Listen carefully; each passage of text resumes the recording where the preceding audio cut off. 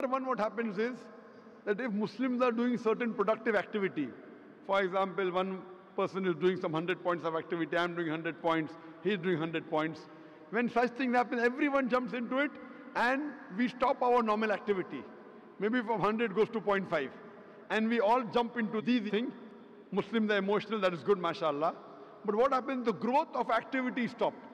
What I suggest, there should be specialized organizations to deal with such issues. How today, the aid of specialization, we have heart specialists, brain specialists, kidney specialists. We should have specialized Muslim organization to deal with these issues so that the other Muslims can continue with their normal routine activity of spreading Islam and not stop the growth. For this, I suggested 6 strategies. Number 1, what I suggest is there should be a battery of international lawyers. The best lawyers from different parts of the world, maybe the best lawyers from Malaysia, from Muslim Gulf countries, maybe from India, maybe Sri Lanka, from different parts of the world, maybe best lawyers from UK, from USA. Whenever such things happen, we should file a case in the International Court of Law. I don't believe we will get justice. I know the International Court of Law is far away from justice, especially where Muslims are concerned. But at least we will put our point through. Have the best of lawyers. The person who has done the act, he should be brought to task. Even if the law will not punish him, but he'll have a hell of a time replying to it. Number 1, we should have battery of international top lawyers. If required, we should hire even non-Muslim lawyers. Put a case in the International Court of Law, point number 1. Point number 2, the Muslim countries should protest officially. Through the foreign ministers of the country, they should protest through the ambassadors in that country that what has happened is wrong. Whichever country is involved in doing this act, all the Muslim countries through the foreign ministry, through the ambassadors should protest, number 2. Number 3, we should give an intellectual reply to that act. Intellectual reply to satanic verses, intellectual reply to Danish cartoons, intellectual reply to Lajja or to innocence of Muslim. Strategy number 4, if we know the country involved in the act, if we know there is a dealing with the Muslim countries, there should be a ban in importing their products. The best example is during Danish cartoons, Denmark wasn't interested in listening to Muslims. So all the Gulf countries got together and they said, we banned the products of Denmark. They went in a loss of more than $1 billion. Then they wanted to sit across the table. Put a sanction against that country. If you believe in freedom of speech, we believe in freedom of using what we want. It's our wish whether we want to use Danish products or not. The moment there was a sanction against the Danish products, Denmark wanted to talk to the Muslims. This is strategy number 4. Strategy number 5, all the Muslims throughout the world should protest via email, via letters, via fax. Protest to the person who's involved, the organization involved, or the country involved.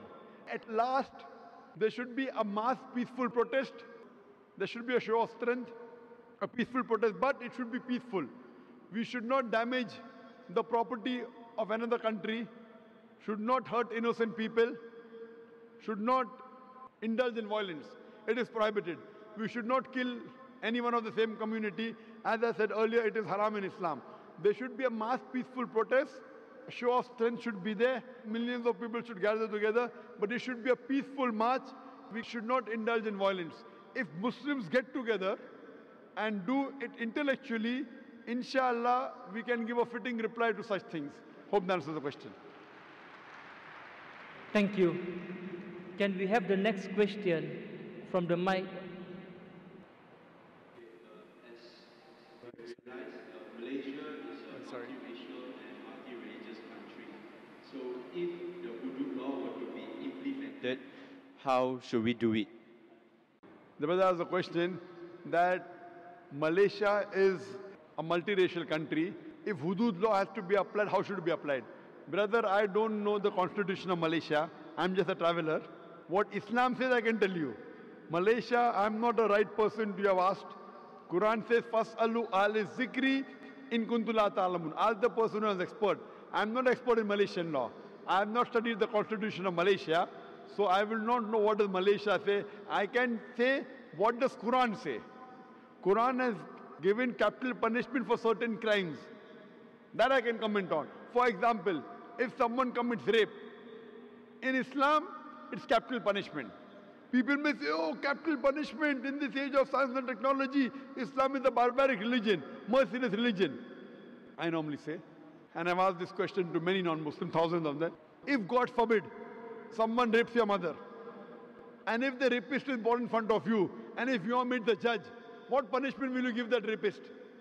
Brother, God forbid somebody rapes your mother, and if the rapist is born in front of you, what punishment will you give him? Brother? Capital punishment. Capital punishment, correct. So when I ask this question to non-Muslims, 100% gave the same reply. So when someone rapes your mother, you want to give capital punishment. When somebody rapes somebody else's mother, you say capital punishment is wrong.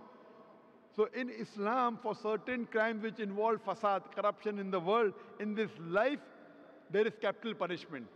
And I'm asking you the question, that before capital punishment, there's a rule called hijab in Islam, that the woman should be properly dressed up in hijab. The man, when he looks at a woman, he should lower his gaze. Surah Nur, chapter number 24, verse number 30 and 31. So in Islam, the woman should be dressed up modestly with hijab, and a man should lower his gaze. After that, if anyone rapes, capital punishment. I'm asking you the question today, you know America. People look up to America as the most advanced country in the world. Do you know the maximum rapes in any country in the world? It is USA, America. According to statistics of 1990 FBI report, every day on an average 1,756 rapes took place. According to statistics of 1996, US Department of Justice, every day 2,713 cases of rape took place. That means every 32 seconds, one rape is taking place. You know, we are in this auditorium for the past 3.5 hours. Already 350 rapes may have taken place in USA since the time we are here. Since the time we are here in this auditorium, 350 rapes may have taken place in USA. I'm asking you the question that if you implement the Islamic Sharia in USA, that every lady should wear the hijab, the man should lower his gaze. After that, anyone rapes a woman, capital punishment, death penalty. I'm asking you the question, will the rate of rape in America, USA, will it increase? Will it remain the same or will it decrease? Brother? Decrease. Decrease, correct. You implement the Sharia, you get results. That's the reason certain times you have to give capital punishment. You have to implement the hudud. And if you implement in any country in the world, believe me, the crime will come down. That's the reason I say Islam is the best way of life. That's the reason the least rate of rape in any country in the world is in Saudi Arabia, where this law is practiced. I don't know what law is practiced in Malaysia, but if you implement this law in Malaysia also, inshallah the rate of rape will come down. Thank you. Okay, thank you. Can we have the next question from the brother from mic 1? Good evening, Dr. Zakir Naik. Welcome to Malaysia. Tun Dr. Mahathir, thank you for inspiring us as usual. I have a very fundamental question. My name is Dr. Chong. Is it wrong for a man who knows nothing about Islam to convert simply because he wants to marry a Muslim woman?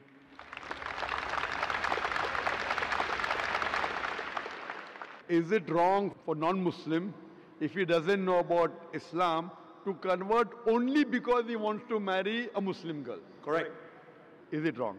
Brother, it is not recommended, but it's not wrong, it is correct because he's coming closer to the truth.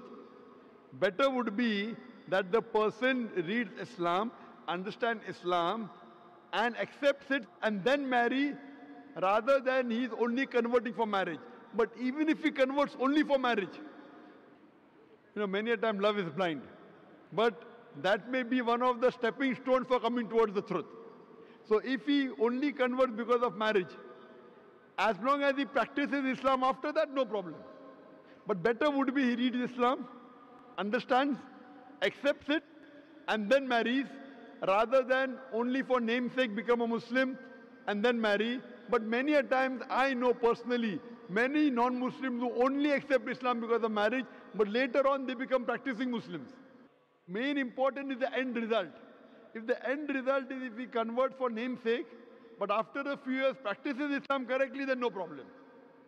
But better would be he understands the religion, accepts it, and then marries.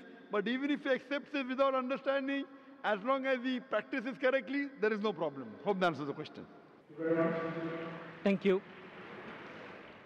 Do we have a question from the brothers? Mike at the back, non-Muslim brother. Hello, good evening. This is Sunny from China. My question is about the positioning of women in Islam. I'm just wondering, why does it happen that men can marry a few women? Well, it doesn't work on women. Why is it considered to be immoral or not appropriate for women to marry a few men? Thank you. The brother asked a question. In Islam, a man can have more than one wife. But why can't a woman have more than one husband? Yeah. Why is polygyny allowed in Islam, but polyandry not allowed? That's the correct word. Polygyny means a man having more than one spouse. Polyandry means woman having more than one husband. As far as why in Islam are men allowed to have more than one wife, let me tell you, Quran is the only religious book on the face of the earth which says marry only one. If you read any other religious book besides the Quran, no religious book says marry only one. You read the Bible, you read the Vedas, you read the Ramayana, you read the Mahabharata. No religious scripture says marry only one except the Quran. If you read Ramayana, Sri Ram's father, King Dashrath, he had more than one wife. If you read Mahabharata, Shri Krishna, how many wives he had? 4, 10, 100, 1000, 16,108 wives. So if Krishna can have 16,108 wives, so why can't Muslims have maximum 4? When you read the Old Testament, the Jewish scriptures, Abraham, according to the Bible, peace be upon him, had 3 wives. Solomon had 700 wives. According to the Hindu scriptures, you can marry as many as you wish. According to the Jewish scriptures, you can marry as many as you wish. According to the Christian scripture, you can marry as many as you wish. It is the rabbi who has said that Jews should marry only one. Rabbi Golshen Yam Yehuda, he passed a synod that Jews should marry only one. According to Christianity, according to the Bible, you can marry as many as you wish. It is the church which has put a restriction that Christians should marry only one. Same way in the Hindu scriptures, you can marry as many as you wish. It is the Indian Penal Code. There's a law passed in 1954 that the Hindu should marry only one in a Hindu Special Marriage Act. So according to the Hindu scriptures, other religious scriptures, you can marry as many as you wish. Let's try and analyze what does Quran say. Quran says in Surah Nisa, chapter number 4, verse number 3, marry women of a choice in 2s, 3s or 4s, but if you can't do justice, marry only one. This statement, marry only one, is only given in the Quran and no other religious scripture. Let us analyze the logical reasons why Islam permits certain men to have more than one wife. By nature, male and female are born in equal proportion. But as life goes on, you ask any pediatrician, he will tell you that the female child is medically a stronger sex as compared to male child. That's the reason you find more male children dying as compared to females. So in pediatric age itself, there are more females as compared to males. As life goes on, there are deaths due to wars, due to accidents, due to alcohol. There are more males dying as compared to females. As life goes on, there are more deaths due to wars, due to accidents, due to alcoholism. More males are dying as compared to females. Today in the world, there are more females as compared to males.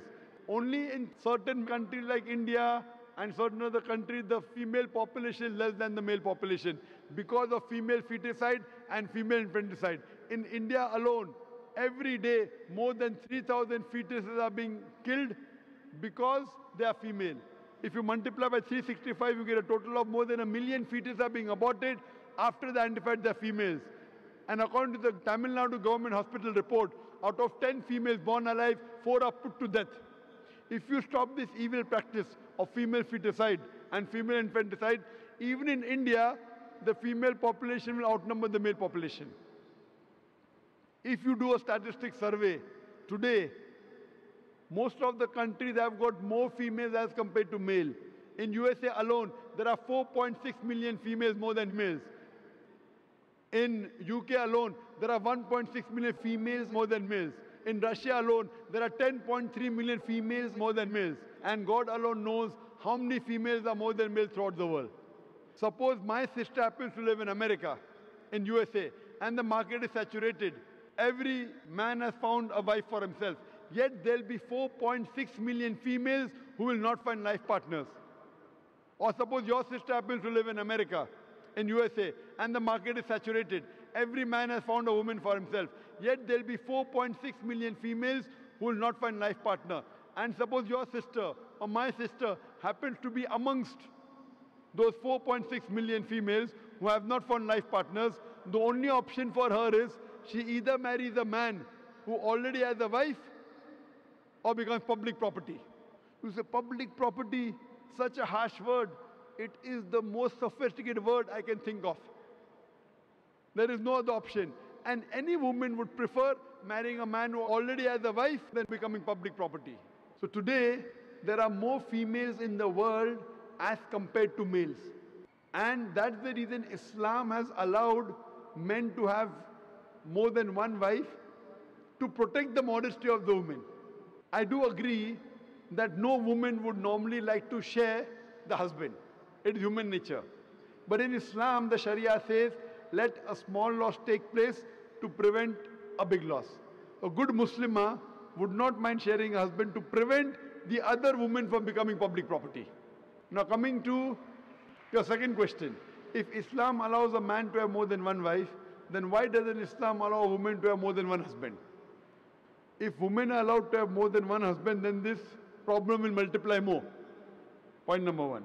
Point number two, if a man who has multiple wives, if the child is born, you can identify who is the mother, who is the father. But if a woman has more than one husband, and if a child is born, you can identify the mother, but you won't be able to identify the father. So if you go to admit your child in school, and if they ask you what is the name of the father, you may have to give two names.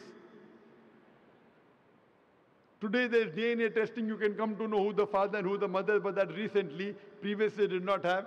But there are many other reasons why a woman cannot have more than one husband. Quran says in Surah Nisa, chapter number 4, verse number 24, that a woman who's married should not marry again. Furthermore, today science tells us that there are various psychological changes a woman undergoes during a menstrual cycle. And it's difficult for her to do the role of multiple wives, which is possible for a man to do the role of multiple husbands. Furthermore, today science tells us that if a man has multiple sexual partners and all are loyal to each other, there is no medical problem. But if a woman has multiple sexual partners, even if all are loyal, there are chances of sexually transmitted diseases, STD and VD emerging. So that's the reason this sexual transmitted disease will emerge if a woman has multiple sexual partners, and it can be transmitted back to the husband. That's the reason in Islam, a man is allowed to have more than one wife, but a woman is not allowed to have more than one husband. Thank you. Can we have the next question from the brother? Good evening. My name is Mahisan. I'm from Singapore. I work for a shipping company as a superintendent. I'd like to thank you and the organizers here for giving this opportunity. My question is, suppose if only Muslims are sent to heaven immediately after death, before Judgment Day, what will be the position of good non-Muslim souls such as Gandhi and Mother Teresa, who are jihadis in their own rights for their own beliefs? Thank you. The brother asked the question that if Muslims die, immediately they go to heaven. What about good non-Muslims like Gandhi and Mother Teresa? What will happen to them who are jihadis in the right? Point number one, the moment a Muslim dies, he doesn't go to Jannah. That's a misconception. After a human being dies, he goes into barzakh, dormant. All the human beings will be resurrected on the day of judgment. After the day of judgment, all those who pass the test will go to Jannah. All those who fail the test will go to hell. All the people who claim to be Muslims will not go to Jannah. The criteria to go to Jannah is given in Surah Al-Asr. And regarding a question, what will happen to those non-Muslims who are good like Mother Teresa and Gandhi, etc.?